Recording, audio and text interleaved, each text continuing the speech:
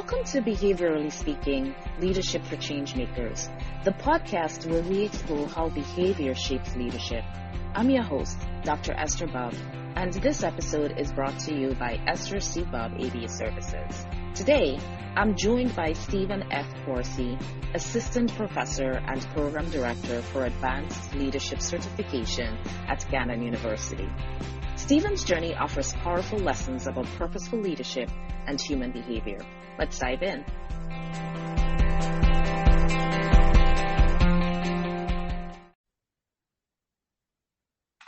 So, Stephen, thank you so much for joining me for this episode. How are you feeling coming into today's conversation?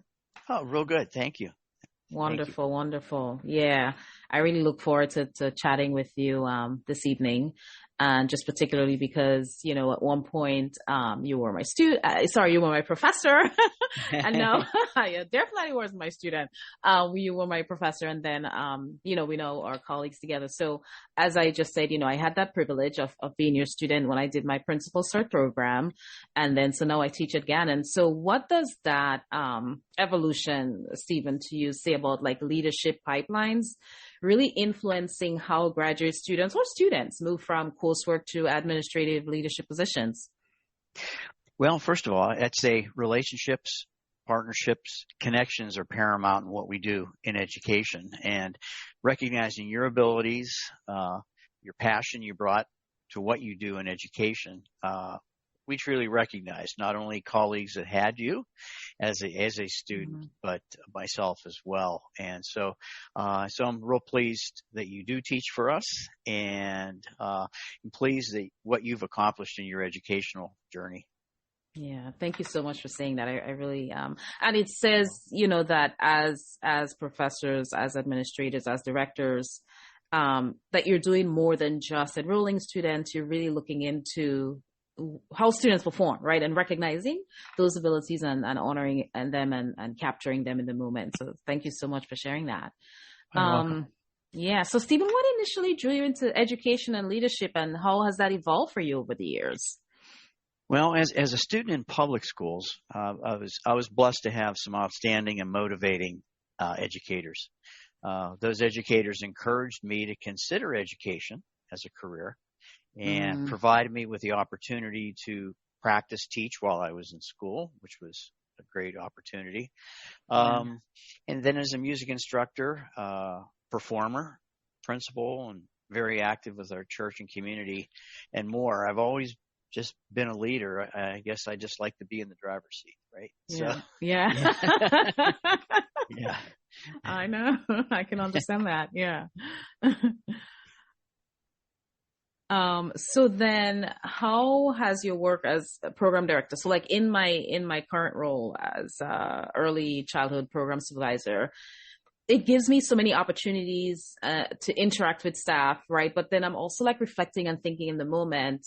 And, you know, I'm really supporting staff right now with building leaders at every level, right? So I feel like that's how my current experiences is supporting me with extending their leadership beyond just being in the classroom. How do you believe your work as program director has shaped your understanding of leadership beyond the classroom? I just think as program director, I have the opportunity to work with students, administrators, colleagues, and teachers. And just in my travels to different school districts and also supervising these folks when they're doing mastery internships and so on, I think just working with these people, understanding their needs has helped me better understand them beyond the classroom. And then I see them then evolve, you know, as leaders throughout that process. Yeah, that's wonderful. So, Stephen, in your rich history and, you know, experience and background, you've worked across curriculum, you've done instruction and, you know, STEM, which, you know, today I try to use the word STEAM instead, right? And then leadership certification. So what common leadership thread ties all of those aspects of education and educational leadership together? Well, I'd say just leading with intention, purpose, being consistent, passionate like you are about what we do, and just helping others. I just feel very good about working with people. What can I do to help them?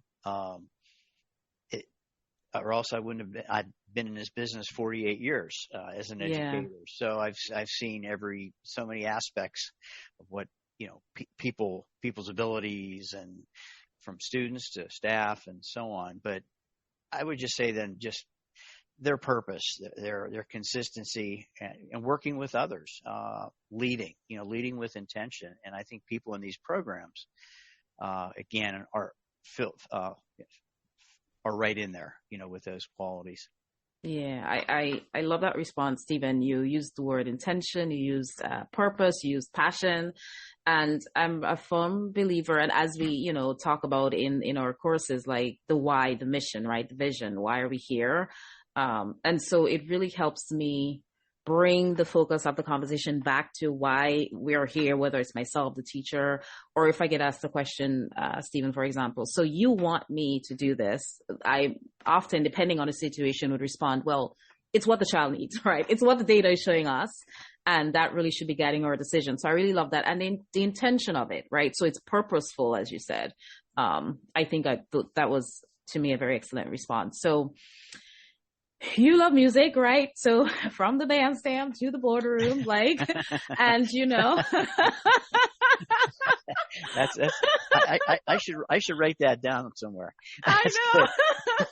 Yeah, yep. And I've had some musical experience in my upbringing, but I didn't hold on to it as much as you've done. But so I understand the importance of music just in general, right? For us as human beings, but then imagine that and the impact that could have in the classroom. But anyways, what did your journey from music director to graduate leadership director teach you about leading teams under pressure? Well, I think first of all, you have to lead with integrity. You have to have a common purpose. You work together. That teamwork is important. Consistency, again, effective modeling, and just the betterment of all involved, despite the storms along the way. To go back to what I mentioned earlier about with intention and purpose, you have to.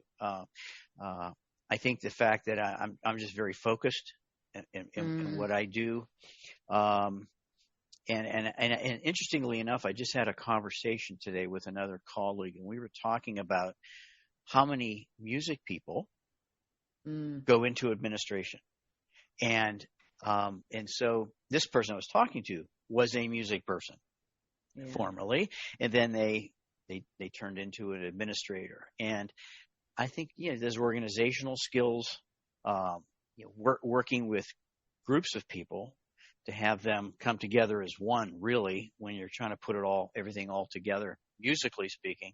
And the same is true, with our graduate program as well. I think there's a really big connection there between those two.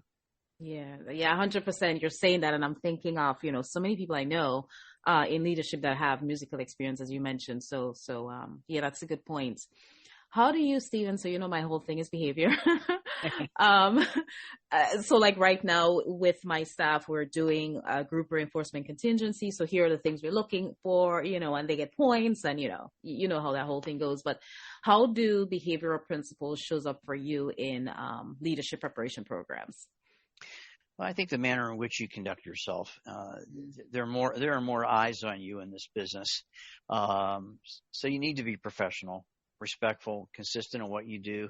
And I think that translates into the graduate preparation program. Yeah. To your point on that, Stephen, so like Gannon, which I really loved even from my days of being in the Principal Cert program, really frames this education program around teachers, agents of change. So once you hear that, right, I know for me, it really inspired me, because that's throughout the entire Principal program, that's all I thought of, right? Agent of change. How am I making a difference, right? And how is the person different than when I met them, things like that. So what behaviors do you believe makes this concept or this mission of agent of change, make that real in classrooms and schools and leadership settings? Well, educators are the key agents of change to transform education and to ensure quality, inclusive education for the children or students they teach. They have to be lifelong learners, and the willingness to do all of this, which is being motivated, to do it. So leading by example, taking the initiative. And I think we as educators, and we're constantly modeling. To back to my earlier point about there's so many eyes on us. Sure. Yeah, there are in this business. And so I think you always have to put your best foot forward, and we're hoping, that motivates others, and hope it encourages others, to be those change agents. Yeah. Yeah. You talked about putting your best foot forward, and earlier you talked about integrity, right? And I think of what I really emphasize, and I'm sure you do too, Stephen, is that, leadership is really, it's more than a position, right? It's more than a title. And so what do you believe separates effective leaders? I mean, thinking of agents of change means we're being effective, right? Change is occurring from those who are just there for the position or the title. I've worked with both. Okay. In my, as many years as I've been doing this, I've worked with both, whether they're superintendents or whether they're principals or whomever. But it basically, I guess, a non-ego centered leadership. You maintain that level of integrity and consistency. Just be yourself. You have to be honest and genuine. And people realize that. When I was a building principal for 21 years, I used to tell our staff that I'm no better than you are. Just somebody's just stupid enough to put the title principal on their door. Somebody has to be in charge. But I'm no better than you are. But above all, check your ego at the door when you come into this building, because we're not here for ourselves. We're here for the students, and putting our best foot forward all the time. So if it was a new person coming into our building, just brand new teacher, or somebody moved from another building who was a veteran, they came to our building. It was always the same message. I'm no better than you are.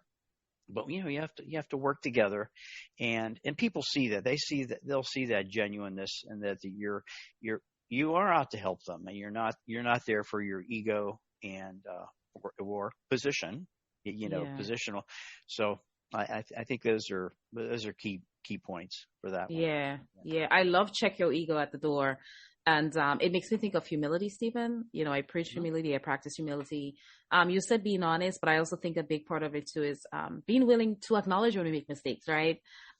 So I think all of that, goes along with what you just said. How do you believe graduate programs such as Gannon's, Stephen, really intentionally design leaders for real world complexity? So even whether it's, in my hat as special educator, but also as behavior analyst, as I'm mentoring people, I always say to them, so like, for example, in applied behavior analysis, we have the big white book, we call it the ABA Bible. And I always say to them, listen, you can know that book from cover to cover by the time you graduate and you walk down that stage. But when you get into the real world, it's a whole lot of different things going on, right? Because now you're really being thrown into the fire. And how do you believe we prepare them for the complex real world, including the behaviors of those that we lead? Well, when we build our curriculum and courses, again, we utilize instructors that are practitioners. That's critical. And they're leaders in their educational settings, whether they are teachers, whether they are administrators, whether they are retired administrators. And we have some of each of those that teach in our program. When they're redesigning a course, when they're doing anything else related to our program, that affects the instruction, that affects the content. And with those people, they bring real world experience just by what they do and what they are doing. You and I probably in our educational journeys have had professors that just aren't very good teachers. Yeah. Okay. And, they have their education and so on, but it's a gift, I think, to be able to teach. And, some people can't, and it's not for everybody. Right. Yeah. So I think being that these folks that teach in our program, that create courses in our program, are practitioners and leaders in their educational settings, I think that's, and what they bring to the table does nothing but benefit our students. Yeah, wonderful. I love that the real world experience. So coming in with that, it just kind of sets the stage, right, for how they deliver instruction. And you're right, like everything is not for everybody. And I totally agree with you. Teaching, and being able to craft those relationships are a gift.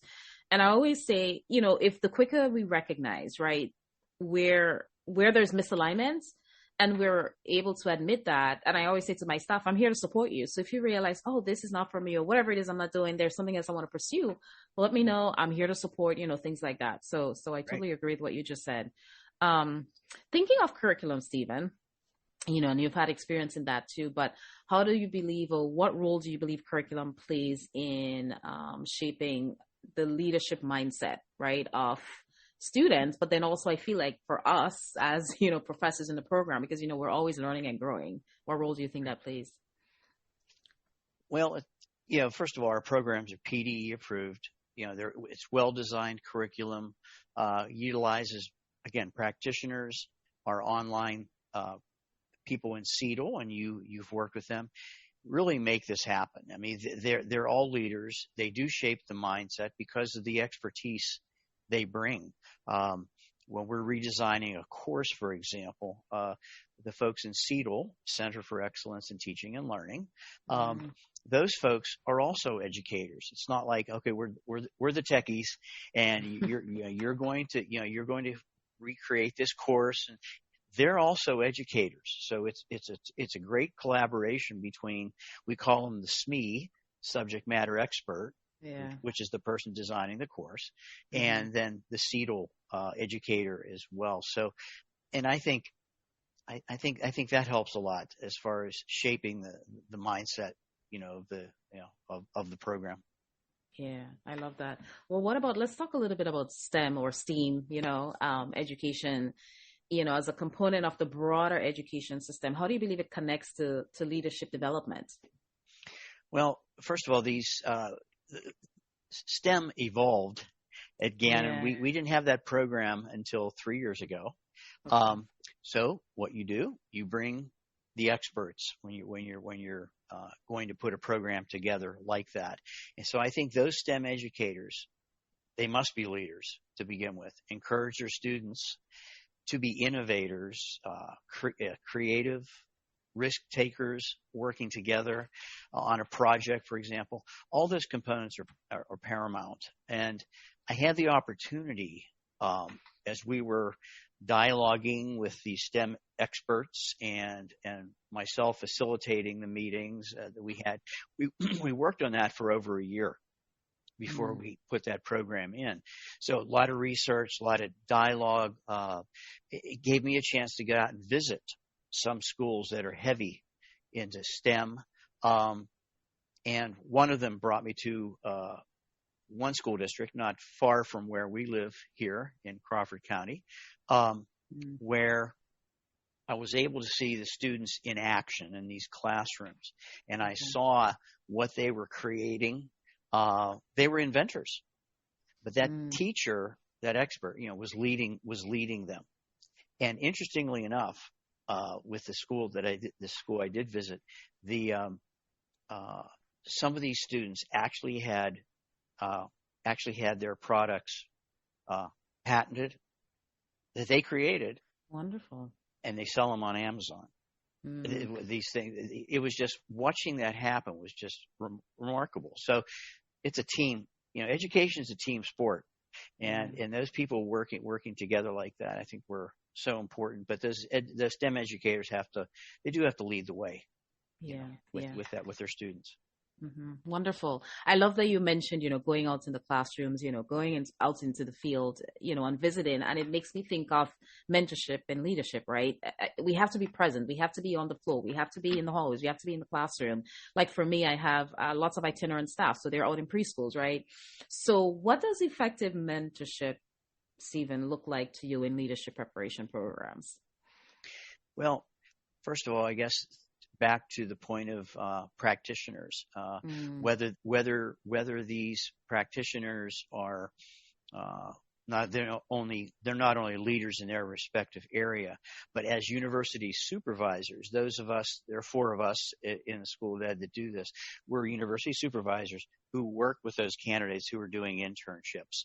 So I think that mentorship is important, and the mentorship they get from their site supervisor, the person at that school who is giving them those opportunities to grow in that future role that they're earning their certification in. Yeah. So I just think, those real world experiences, again, from the site supervisor, the university supervisor, is really effective mentoring, for these candidates. Yeah. And, I'd like to say, with effective mentoring, we might be able to support our candidates and our colleagues and our students with moving from theory to leadership practice. So often, I've come across several people, Stephen, in my career who have been supervisees or mentees who would initially shy away. Oh yeah, not for me. Nope. You got that. And then eventually, with continued conversation and support and molding, they then were able to move into leadership positions. So how do you help aspiring leaders move from the theory, of the concepts of what they learned to actually practicing in leadership settings? I think through, specific assignments in the courses they complete, the concurrent and mastery internship field experiences. I think that really has people grow, and not only into leaders, but to get a taste of what that's going to be about. The same colleague I talked with today, we were talking about when we student taught and how, and that's been many years ago, of course. Yeah. And we didn't have field experiences. It was, you went 8 semesters. On the last semester, you student taught. Okay, that's just not enough experience. But they wised up, and now in all of our programs, undergraduate included, folks are doing some type of field experience their first semester on campus.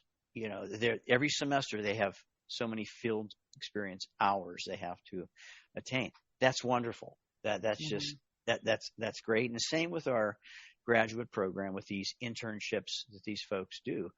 PDE requires 360 hours of field, and so we spread it out with those courses they're taking along the way, and then their mastery internship. So I really think that that practice is critical.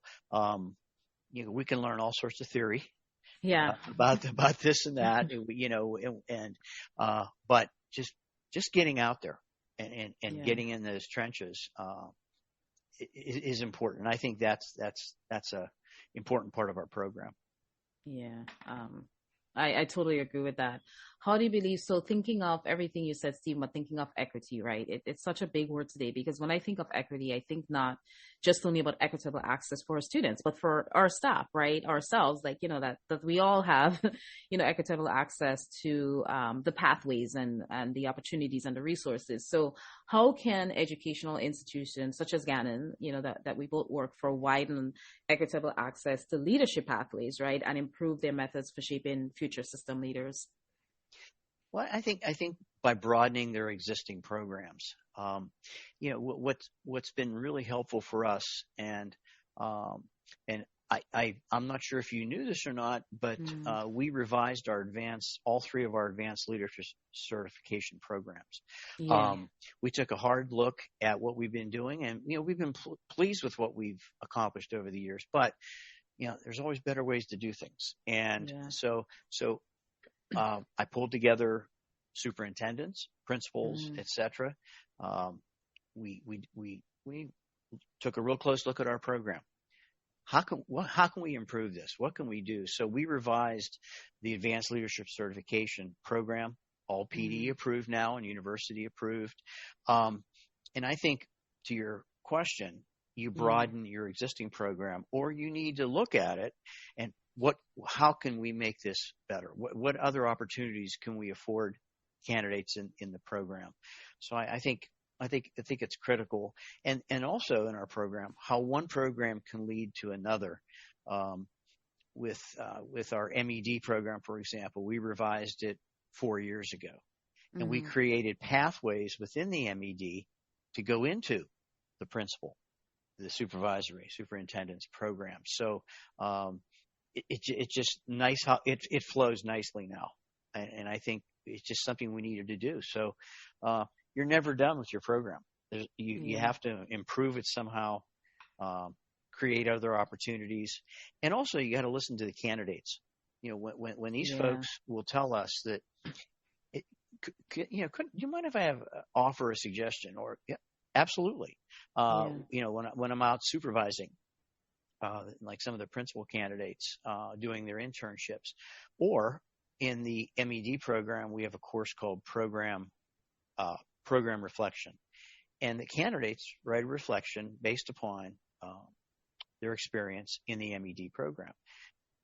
I always enjoy reading those because, I can't think of everything. It's nice to hear that, I never thought of that. That's really a good suggestion, because I asked them that. I want their feedback. I want their honest feedback. Yeah. And if we have to make changes, and we've made changes in our program based upon suggestions, comments that made total sense to me. That's, this is really a good idea. So I think that's important. That really helps shape things in your program. Yeah, that made me smile. 100% agree. Those reflective assignments are always my best, right? So the end of the semester reflection, where they're able to give feedback, or whether it's just a general evaluation that occurs across all professors, even in the courses I teach at Eastern, I always, because they're just honest and they're open, and we learn from them. And I know, like, some of the changes you've mentioned is, for example, individual versus group assignments, right? So it's us as leaders, us as administrators, us as professors, like, getting the feedback and accepting it, like, with honest, open minds. So if we flip the script and we think about performance feedback, so us giving feedback to those that we lead, what lessons have you learned about coaching leaders to give feedback that is clear, that is kind, that is meaningful, that actually shapes, performance in the direction it should go? Well, leadership comes in different forms. There's not one style of leadership, as we know, and the candidates they're all different. But the candidate needs to be, first of all, they need to be themselves, but possess important qualities of a leader, such as we talked about earlier: honesty, integrity, passion. Have to be a risk taker, a team builder, but these are things that they need to be encouraged with. The feedback needs to be constructive, helpful. We're molding future leaders, so you have to be careful, obviously. And if there isn't a genuine concern about something, that's when you talk to that person. You do talk with them, but I think the people we get in the program, I think, they're open to the feedback. We give them as instructors. They know that. Well, I hope they know that, we know what we're doing, and we've been doing this for a while. We know the education, seeing what's happening, what isn't happening, that type of thing. So I think that's how but it has to be honest, honest feedback for them. You want them to grow, and that's why we're there. Yeah. Honesty wins us the word of the day, 100%. Yeah, absolutely. I hear that. I hear the other version, back to one of your earlier questions about, positional, just think, just the lack of integrity. They're just not honest, and you don't have to be somebody you're not. You just have to be yourself, and just you have to be honest. That's hard for some people. Yes. It really is.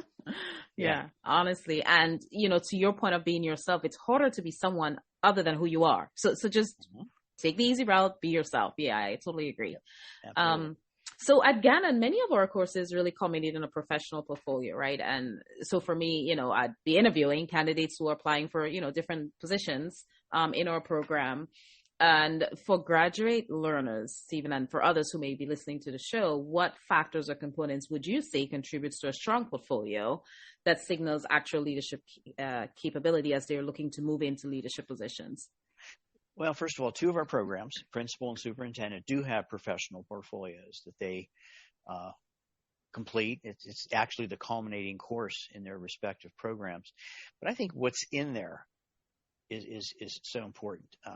Their key assessments, the work that they've accomplished in the other courses, their internship logs, which show those field experiences. What have I done during the concurrent and mastery internships? Internship artifacts, important, because you take those with you, because when you become that leader in your school, if you do become a principal or superintendent, I think that's important. I think we incorporate now a performance assessment of the internships. PDE introduced some different competencies. It seems like every year we're getting more competencies. Yeah, exactly. That we have to deal with. But part of it, we had to design a tool, performance assessment, for the site supervisor. That person giving feedback to the to the candidate as they're doing their any kind of internship, and the action plans again is another part of that. Which what am I going to be doing? How does it support the core and corollary Pennsylvania leadership standards? For example.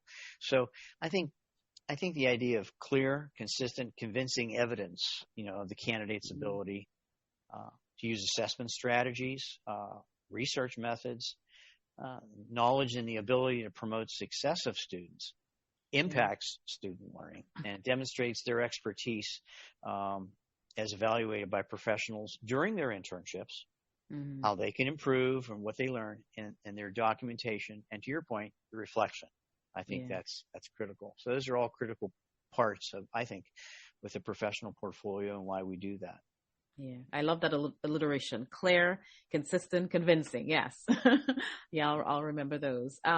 Stephen, what advice would you give to leaders, whether they're current leaders or aspiring leaders, about navigating change fatigue, right? Because as you just mentioned, like adding performance standards, right? Change is always going to happen. And sometimes it could cause us to become fatigued. So how do you support them in navigating change, but at the same time avoiding fatigue? That is a very good question. Change is good as long as it serves a purpose. Yeah.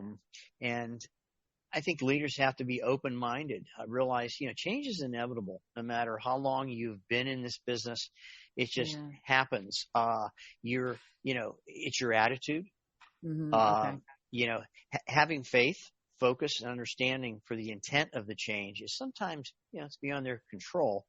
But knowing that the leader's doing the best they can to navigate the ship, if you will, but that person has to set the tone too, because that helps support the teachers. Because if the leader is taking a negative attitude about these things, and let's face it, there's something about all of our jobs that we don't like. Okay, I don't care where you are. Yes. There's no perfect job. You're going to have something that is just you don't like. You have to do it. But I think your attitude. It's you have to model that. This is what we're going to be doing. But here's the intention behind it. Yeah. And that helps. But the minute the leader sort of, let's say, lets their guard down and, what are we doing now? And you can't do that. You can't do that, and it's not easy, but you can't show that, to the people you're in charge of. So hopefully that sort of answers. I hope it answers that. No, 100%. And you're talking, and you have me thinking here. But I totally agree with you. I believe that's one of the hardest things to navigate is when change is hard for staff, and they're commenting about it publicly. That we're not, allowing ourselves to be drawn into it, but. You also said, Stephen, about the purpose and the why. So often I find it helpful to just bring everybody back to the why. You talked about helping them understand the reason behind it. And I think sometimes that, to me, I always just bring it back to the chat. Why are we here? We just go back to the question, why are we here, right? And then we just kind of walk through it. And I 100% agree with you, Stephen, that there's no 100% perfect job out there, right? There are some things that are great. There are some things that could be better, but one of the philosophies I live by, Stephen, that I think helps me in situations like that. People often say the grass is greener on the other side. I always say the grass is green where you make it green. So here's the situation. That one down too. The grass is green where you make it green, and it just supports your point. There's no perfect job. but how do we make this job while we're here green for us, right? And then, as we move forward, as we move on, things like that. So no, that definitely answered the question. And I know it's answering the question as you're talking, and my mind is thinking and reflecting on what you're saying. So thank you for sharing that. Sure. So in your 48 years in education and all your years at Gannon, Stephen, what legacy do you hope your work leaves behind? Well, well, I'd say, some of the same things we talked about earlier, that I was passionate about what I did. I led by example. I always put the students first, made important and realized changes in what we do for the betterment of the program and for the students, not for me, but for them. It was helpful, honest, team player, and that I had high expectations for all involved. One of my professors I had years ago said, people rise to your lowest expectations, and it's definitely true. So you have to lead the way, and it's not always easy. We're human. It's not always easy, but I think just those elements.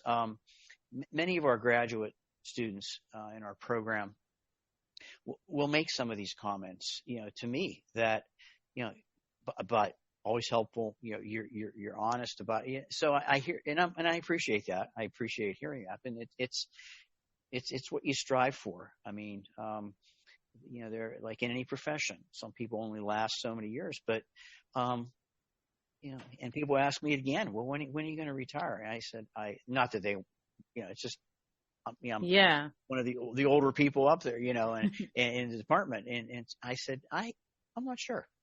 I like what I'm doing, and I feel that I'm, influencing other people in a positive way. And it's not ego so much as it's just, you're working with people, and I enjoy seeing people succeed. And then I had some part in it, that's important to me.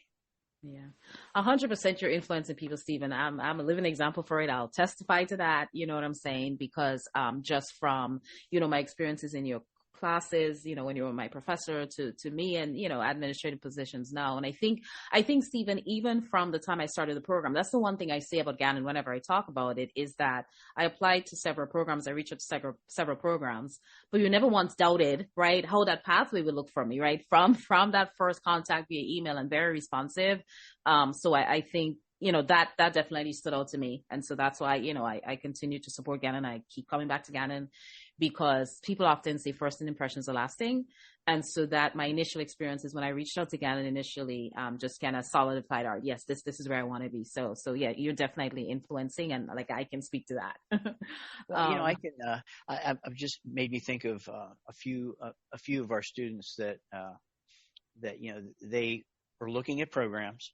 And, and some of them would say, I reached out to my alma mater or wherever they went to for their undergraduate, and I reached out, and I haven't heard anything, back from people. And I hear that a lot. It's important that when, the moment somebody wants to learn about our program, that I'm available to do that. And it's almost like a 24/7, job, because, geez, you have this many teams meeting. I had 3 teams meetings this morning, for example, for perspectives. Okay, well, I have to be available for that, and I want to be responsive because, hey, we want them to get the Gannon experience. That's just, it's important, and just being upfront with them and honest from the get-go goes a long way. So, so we hope the programs continue to grow. And they are now. They're doing well. Yeah, wonderful. Yeah. Well, again, thank you for everything. What excites you most, Stephen, about the future of leadership preparation? Obviously, I wasn't in education as long as you've been, but you've been here for a number of years, and you've seen change, you've seen evolution along the way. What are some of your hopes, and just what makes you excited about where we will be in the future? Well, I just think with our leaders, their expertise, knowledge, people skills, other leadership skills our students have as they mentor other people and how they lead other people. That I think excites me, because some of what they've gained from in our programs or experiences or their internships, whatever, to improve, to keep working and molding them into, effective leaders, and what they can do for others in the future, just like we're mentoring people now in the position I'm in. So I think that, leading by example again, is important. Yeah. You mentioned, we've talked about the word consistency, quite a bit. And when I student taught years ago, when we were student teaching, we had to take a class called professional practicum. We had to go to a school district, and there was a principal there who taught us other things about education. But my greatest takeaway was he said there's things that are really important, and they are the 3 F's. And he said friendly, fair, and firm. And I said, that's interesting, but that goes along with consistency. But he says, I've lived by those because I am fair with people. Yeah, I am firm with people when I need to be, but I'm friendly with people. I'm just being myself. And that's from many years ago that when we learned. And I think it's important. Yeah, it's important. Friendly, fair, and firm. I love that. We want to be approachable. We want to be fair, right? So that equality, but then firm, right? When we need to be. And it makes me think of, even, as a professor, Stephen, sometimes students may ask for exceptions, right? And we know we have accommodations, so that's a whole different topic. But then it, in my mind, says to me, well, if I extend this to you, I have to extend it to all, right? So in the moment, I always have to think, because that's something I always want to be extremely careful about. Like, even sometimes I organize for guests to come in, but I always make sure I do it. There's one day of the week, which is Wednesday, when all of our programs are there. And so I only have those activities occur on Wednesdays because I don't want to exclude anyone. So being fair, really stands out to me in what you said. I totally agree with that. Friendly, fair, firm. So on that note, Stephen, to close us up, right? What are 3 leadership takeaways you would want listeners, teachers, educators, higher educational professionals, just change agents, right, to walk away with, so that they are in their path along their way, doing everything they can to be agents of change? Well, I'd say be willing to take risks, be yourself, and make things happen. I love that. Yeah. My father always said there's 3 types of people in the world. Mm-hmm. Those who make things happen, those who watch things happen, and those who say, what the heck happened? But he didn't say heck. But anyway, I got you. It's really true. I mean, that is really, really true. I mean, you do have to be that change agent. You do have to make things happen. So there's always bystanders. We know that, but to be that change agent, you do have to make things happen. Yeah, I love that, instead of standing by. Yeah. Stephen, thank you so much. That was such a great note to end us on. I really appreciate you being here. I always say to all of my guests, I always learn, right, from the conversation. So that's why I really enjoy doing this. One of the reasons is it's getting, information out to people, but I'm also learning in the process. So it's motivating me as well. I really appreciate your time. Oh, it's my pleasure. It's great to see you. It's been a while. And I am so glad you teach for us, and I'm glad you get the new position. Sounds like it's going well. Yes. And and how many years have you been in education? It's I'd say 22 years at this point. Okay. Yeah. So halfway of yours. Yeah. I do. Absolutely. Yeah. Well, thank you so much. Oh, you're welcome.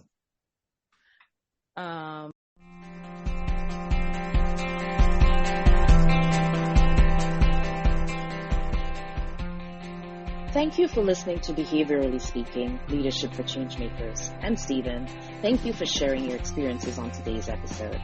As we close, I want to leave you with this reflection. Leadership lives in our daily behavior, in how we listen, how we respond, and how we create space for others to grow.